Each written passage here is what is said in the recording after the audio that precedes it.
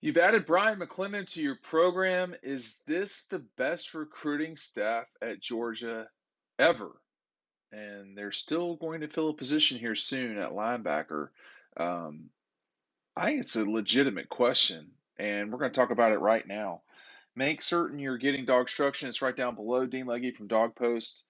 Um, and I don't know. I mean, you're talking about three people, really four people stand out to me immediately here.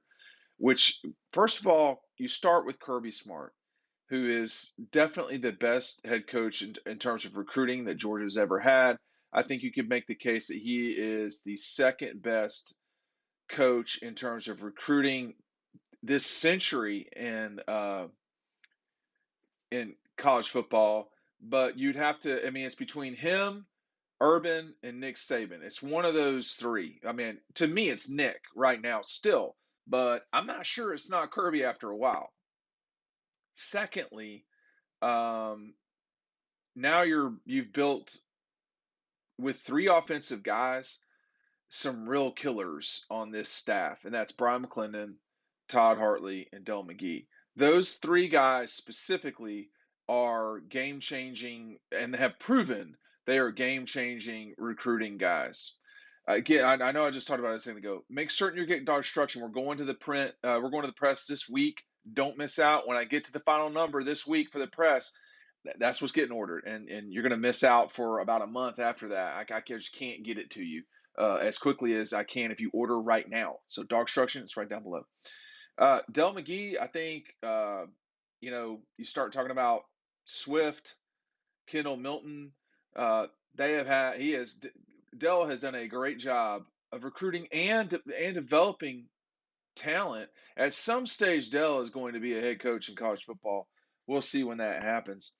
And then Todd Hartley has had your tight ends coach has got to recruit. I mean, that person only has four or five guys. You're not developing a throwing motion or working on that.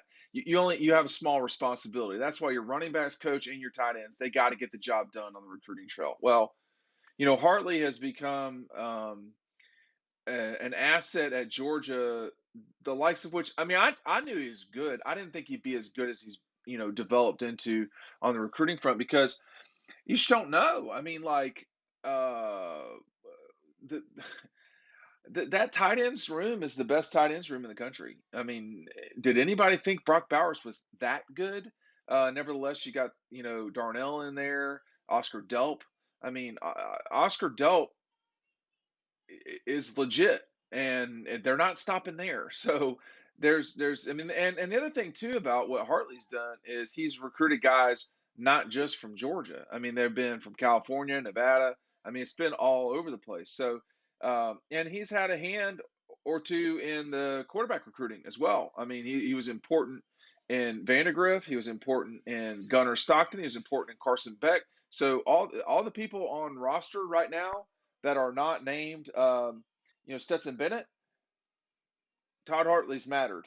So I think when you look across the board at this group, that you have Kirby as the organizational lead, who has always understood way before other people at Georgia understood. Some of us were talking about this a lot in the 2000s about how the recruiting is not elite, elite, elite, like the way that it should be at Georgia.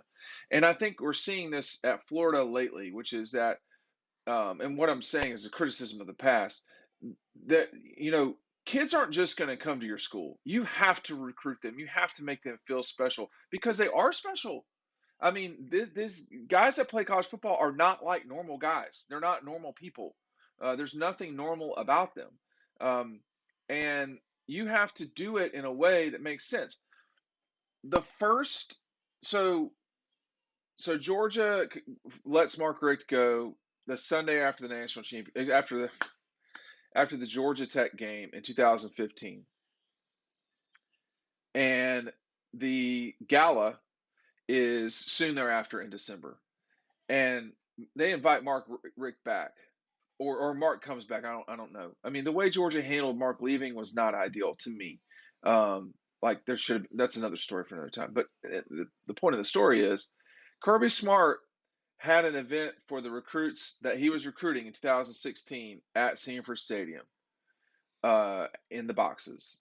I believe it was in the boxes. I know it wasn't just in the stands, so I couldn't tell you if it was in the Sky Suites. I believe it was in the Sky Suites with man food, steaks and shrimp and, the whole deal. And it was a noticeable break from the past. And the way Mark recruited was successful, but the way Kirby wanted to recruit was different and was going to be more successful on that front for sure, on the recruiting front. And the focus turned from, hey, this is how we treat the guys who have been here a long time, more to this event is about you, not about the seniors. And I'm not suggesting one is right and one is wrong. One is different than the other. And from that moment forward, there was a noticeable change in the way that Georgia recruited because Kirby understood and has always understood what matters the most in college sports is recruiting. You cannot develop what you don't have, what you don't sign. And everybody that I've ever, dealt with, the high school coaches, people who are in, things on the periphery around high school and college coaches and everything. The number one thing is that Kirby understands, or it comes naturally to him more than it does other folks, uh, personal relationships with people. And Georgia folks who were in the ball game when he was at Alabama understood that. And he always kept very good relationships with people at Georgia, period. I think he always thought he could get the job one day at Georgia, and he never wanted to that opportunity to close on him. Now, with that said, when you're signing guys like Alvin Kamara to an Alabama running back room that was stacked at the time, that was Kirby. You know, just too many. Jake Fromm was committed to Alabama. That was Kirby. So, I mean, the stupidity of the Brian Schottenheimer recruiting. I mean, that guy stole that money from Georgia.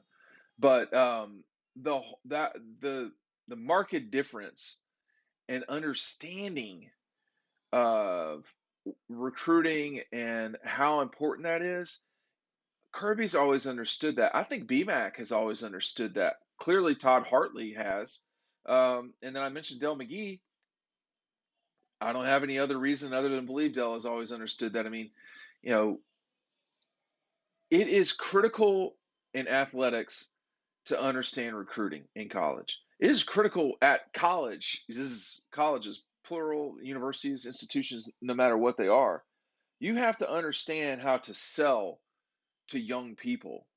Um, and it's important because you're battling everything. You're not battling you're battling for every single piece of attention that you have. Just because you're texting them doesn't mean that they're not swiping up, getting rid of the text message. I mean, you're fighting them on, you're competing with them for their snaps, Instagrams, YouTube, TikTok, the movie they're watching on their platform, the people who are calling them, texting them, DMing. It is nonstop, and Georgia, as it stands today, totally understands that. They also understand human connection. Now, Kirby Smart's not perfect, okay? Even though he's still won the national championship, I'm not going to change the way that I mean, Kirby is the right fit for Georgia. He's not perfect, so they're not always going to sign every single player. But vastly, uh, he is equipped in a way that is vastly better than any person that's alive right now to be the coach at Georgia. And he has amassed a staff in Athens that to me is the best ever. If you disagree, tell me, but name who you got down below because I don't know who that would be. All right, let's talk about it after you order the book. Dogstruction is right down below. Thanks for watching. We'll see you over on the website.